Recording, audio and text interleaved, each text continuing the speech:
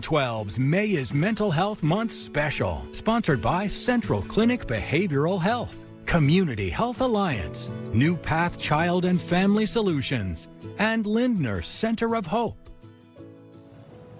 Good morning and welcome to a special edition of What's Happening in Health. I'm Megan Mongello.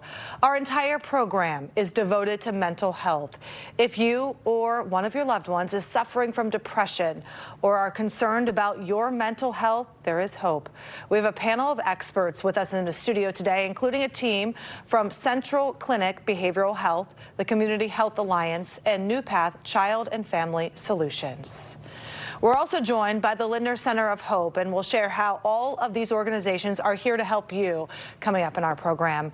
May, as we mentioned, is Mental Health Awareness Month, so we want to begin by talking about the scope of the problem. Nearly 1 in 5 adults in the U.S. experience mental illness each year, and more than 1 in 20 adults have a serious mental illness. That's according to a 2024 national survey on drug use and health. In terms of young people, 50% of lifetime mental illness begins by age 14 and 75% begins by age 24. Suicide is the second leading cause of death among young people aged 10 to 24. It's according to the National Institute of Mental Health. The good news, our area has plenty of resources if you or someone you know does need help. Our first guest is joining us to share more about this. It's Dr. Michael Groat, the president and CEO of Lindner Center of Hope. Dr. Groat, thanks for joining us. Yes, thank you for having me, Megan. And let's talk about the Lindner Center of Hope. What exactly do you guys do and who do you serve? Sure, absolutely. So the Lindner Center of Hope is a comprehensive mental health treatment center. And what is unique about it is that we have inpatient psychiatric units to help people in a state of crisis. That could be adults. And we have a unit run by Children's Hospital for adolescents. We also can work with children who might need immediate support. We have residential programs, and those residential programs focus in on comprehensive diagnostic assessment. And then we have a large outpatient clinic that allows us to treat children, adolescents, adults, and families, and provide individual therapy, group therapy, and medication. Therapy, you just mentioned, Yes. obviously an important part of treatment. How else do you help your clients? Yes, well, I think that we have to look at not only what we can do during individual sessions, but what are the supports the person has in their life. We know that psychosocial support is extremely important for recovery. So we're going to look at what are the array of supports a person has available to them and help them identify additional support so they can stay on a path of recovery.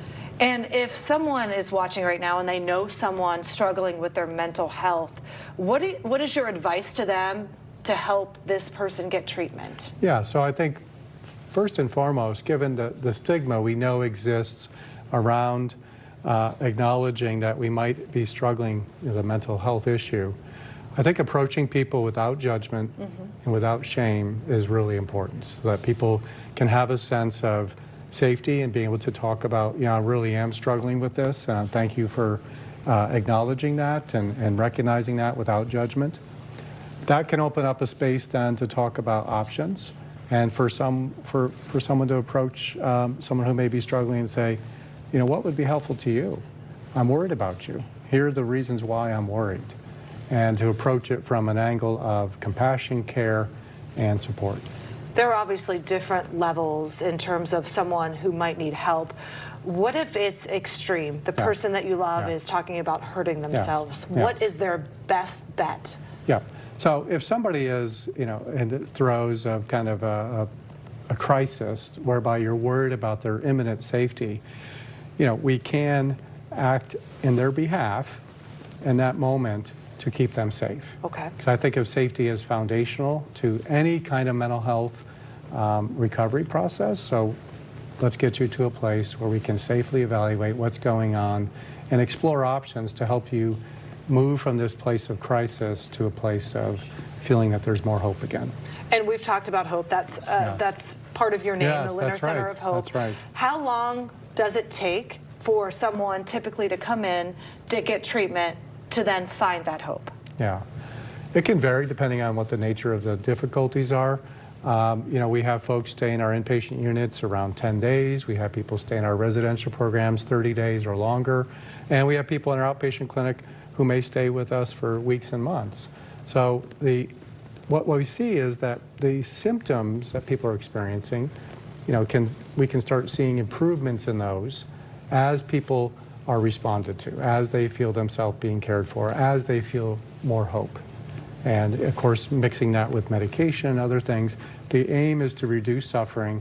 And we can reduce suffering sometimes within a few hours to a few days to a few weeks. Dr. Groat, some important advice. Thank you so much for joining us. Yeah. And if you're watching and want to reach out to the Lindner Center of Hope, we want to put up a phone number for you. It is 513-536-4673. We also have a link on our website. Just go to what'shappeninginhealth.com.